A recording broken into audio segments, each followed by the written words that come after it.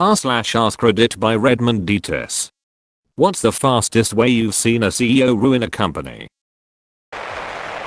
A construction company near me was pulling $100 to $200 million in revenue every year and growing constantly. Then the owner died, and his frat bro fail son was handed the reins. Within a month, a quarter of the employees had either been fired or quit. After 4 months, the rental companies were showing up and repoing lifts and cranes and carry decks in the middle of the day because they weren't being paid. Almost 3/4 of the employees had quit by this point because paychecks kept bouncing. Before 6 months had passed, what was left was sold for a pittance to another company that just wanted what was left of the maintenance contracts. So, like 6 months to bomb the company he'd been groomed to take over since he was a teenager, to rubble and piss on the ashes.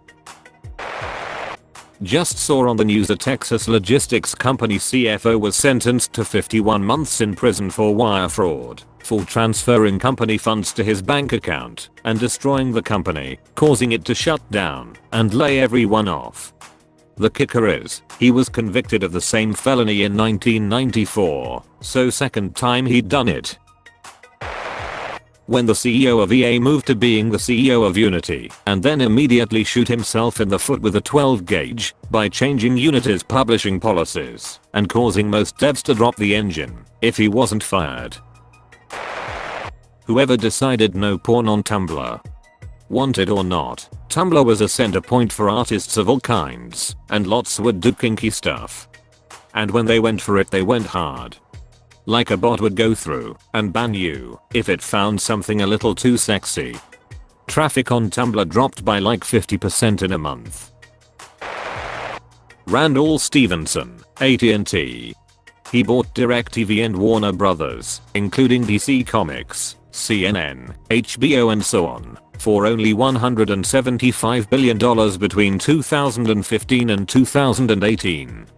When everyone was moving to stream services, he thought it was a good idea to buy a cable company that was losing customers by millions and a struggling media company.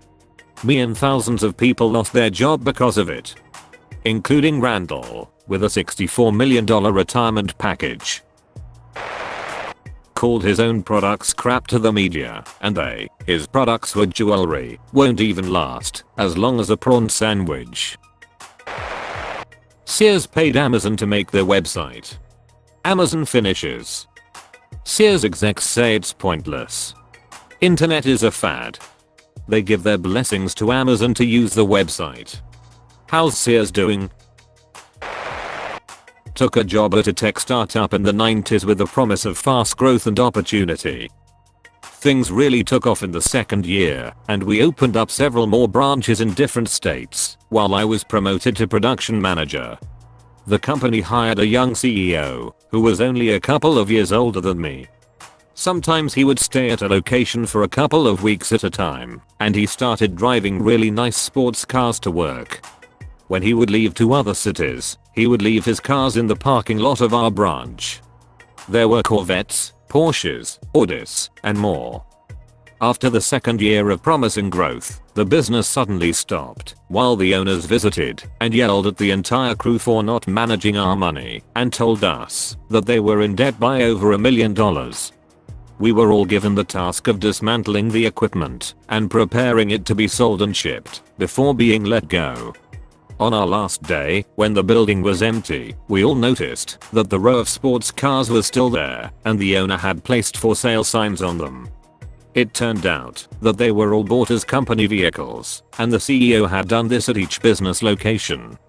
We all still were yelled at in a furious rage by this CEO and owner for not being responsible people. Bob Chapek's takeover of Disney in 2019.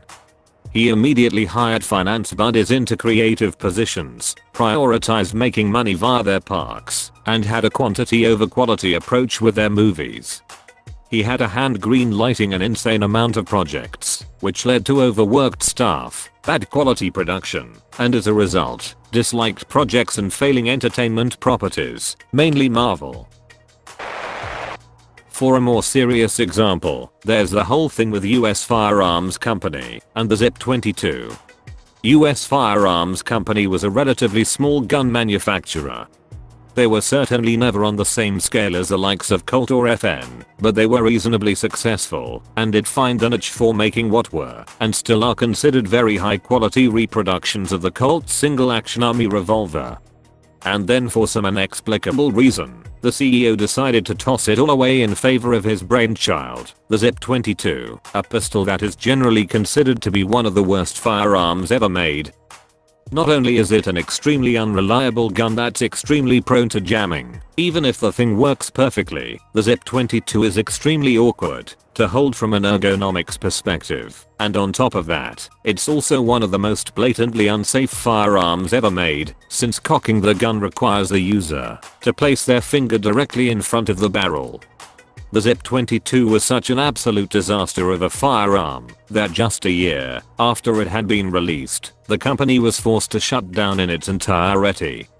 Forgotten Weapons does a fairly in-depth video about all of its myriad issues in this video for anyone that wants to learn more about it.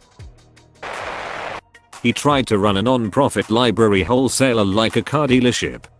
Because he was a car dealership guy who knew F all about libraries. Most of the senior staff retired, and he fired the rest. Then implemented policies that treated us all like children, such as having to put our phones in a box at the front office when we got into work in the morning. Hired a bunch of random high-level positions who also knew F all about libraries. Then he talked some shit about people who couldn't handle change because they'd quit. Refused to allow us to order inventory, so libraries couldn't get extra copies when a book unexpectedly blew up. Anyway, I quit when I was handed a coworker's entire job with no extra compensation, or, choice in the matter, and the 60-plus-year-old company was dead within about a year and a half of him becoming CEO. He bought Twitter.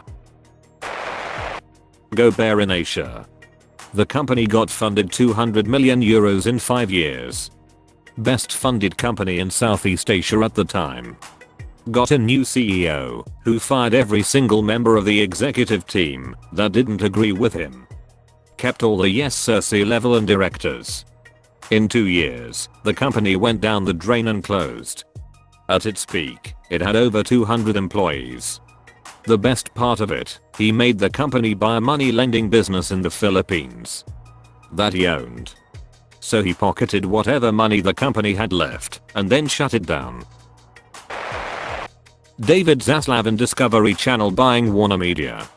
Cancelled highly anticipated movies already made, watered down HBO Max with cheap Discovery trash, and instituted RTO and fired anyone who couldn't.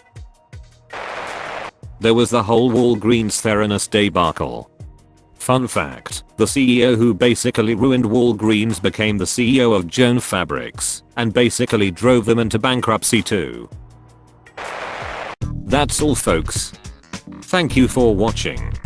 If you like videos like this one, why not like and subscribe for more? Have a nice evening.